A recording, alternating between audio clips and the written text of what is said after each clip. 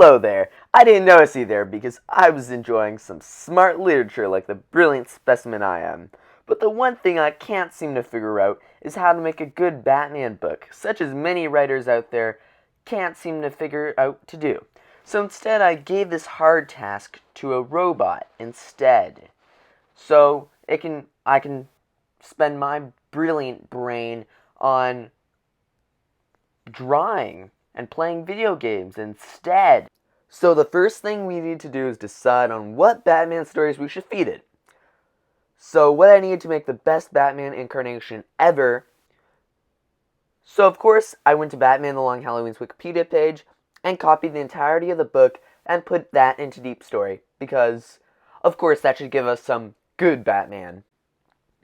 So boys, here's what I've gotten. And now let's see if this is a worthy successor of being named the sequel to hands down my favorite Batman book ever.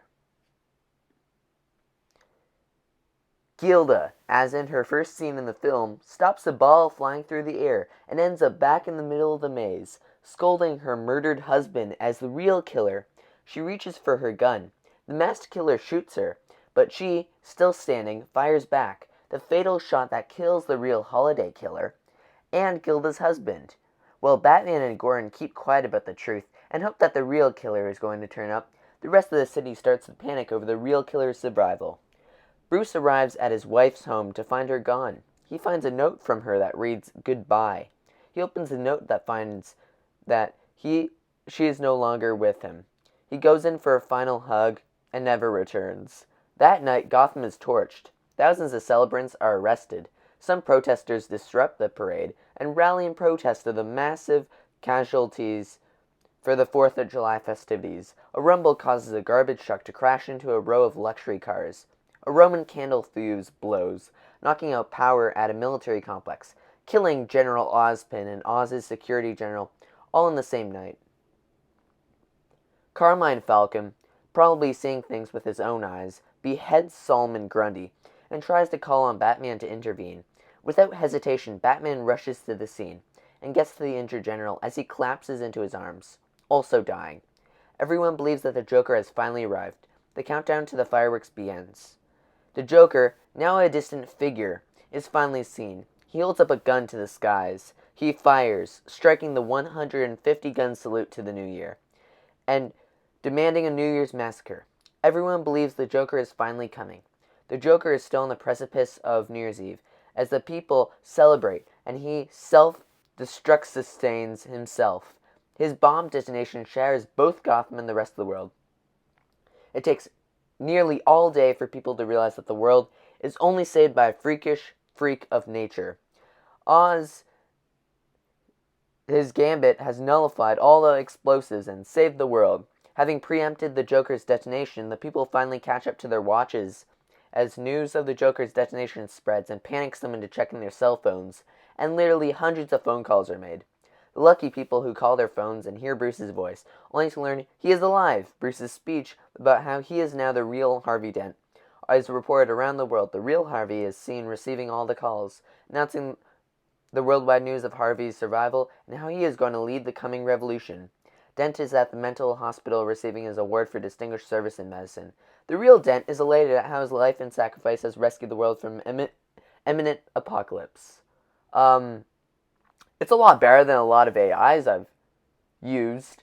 Like, it makes sense, except for a few words that are repeated a bunch, and some words don't even make sense. But it was pretty good.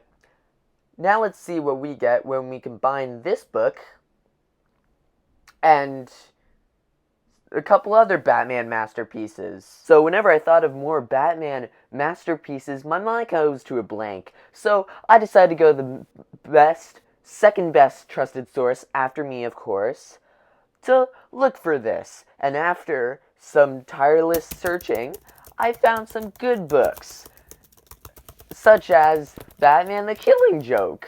I haven't read it yet. Oh, I know. I'm gonna get around to reading it soon. Please, just put the pitchforks down. I don't want to bring any harm to this. Okay? Okay.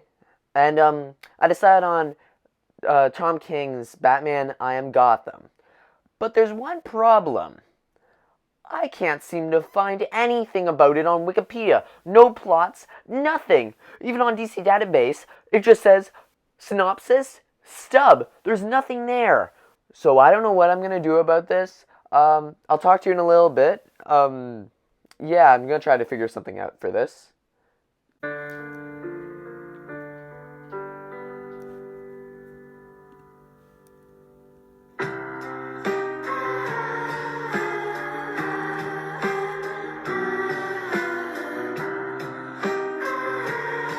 So instead, because I couldn't find anything about Batman I Am Gotham, which I still find very crazy, I'm going to go with Batman Nightfall, a classic from the 80s or 90s. I think it was supposed to be 90s because it's kind of edgy. So, yeah, let's get into it. Well, I'm going to do all the hard work of just copying the Wikipedia page, and I'll get back to you guys when I'm done with that. Here is my final combination of Batman the Killing Joke, Batman Nightfall, and Batman the Long Halloween.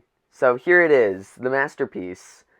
The Joker spots a cop, grabs him by the shirt, and punches him in the stomach. The Joker, horrified, punches a policeman in the face in retaliation. The Joker, as always, selects the forbidden fruit and picks up a shard of glass.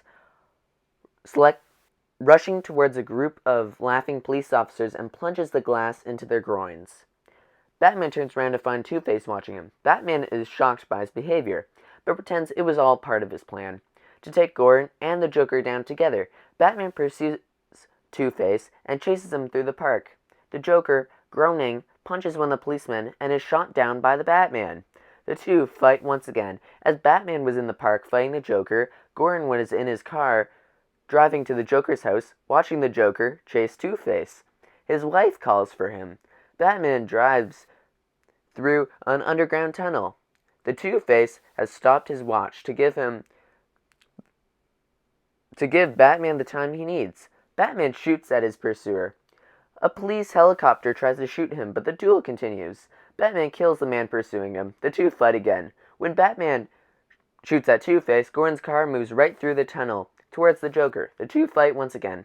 When Batman shoots the Joker, Batman watches a car chase that happens to go through a department store parking lot. The Joker shoots at Batman, who throws a truck at him. Taking him on the ground, he looks up, having missed him, to find the Joker standing over him. The two fight again. After a long fight, they fight each other to a standstill. The Joker now beats the dead weight out of Batman.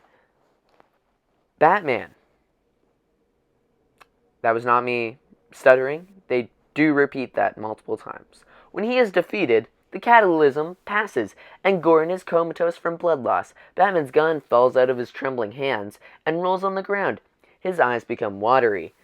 The Joker walks over and picks up the gun. Batman's eyes turn blood red, and his face fills with anger. He lifts Batman up and shoots him with the gun's clip. Batman flies through the air and lands on his stomach. Two-Face comes to the confrontation. He holds up a full tray of drugs out in front of him. His face is different. His suit is the same. He even still has a mask on his face. A gun belt securely on that reveals his suit, but we still do not know it. We do know he still has enough drugs to deal with the Joker. Two-Face picks up a drug and charges towards the Joker. His gun doesn't seem as flimsy as Batman's gun. His eyes seem nastier. His face is changed and uglier than before. This is the fully transformed Two-Face. The Joker swings a large tray of dope at him. This is his ace in the hole. Two-Face catches the heavy drug tray and knocks the Joker over, sending him flying through the air. The Joker hits the concrete floor at the parking lot. The Joker stands up, dazed, and watches Two-Face, who places a gun belt on his side. He runs towards the Joker. The Joker, mutilated and broken, makes a big mistake. He gets back on his feet, guns drawn. Two-Face fires, but the Joker fires with incredible rapidity and shoots Two-Face in the head, killing him instantly. The scene ends. Yep, I love this incarnation of Batman with the guns and doesn't have any morals whatsoever.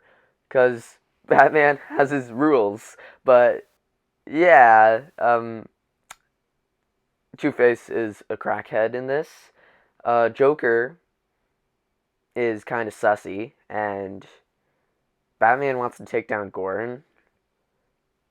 What? What is this? Please leave a like, comment, and subscribe on this video, or else Batman with his guns will come after you. Just please subscribe. It took so much time on this video.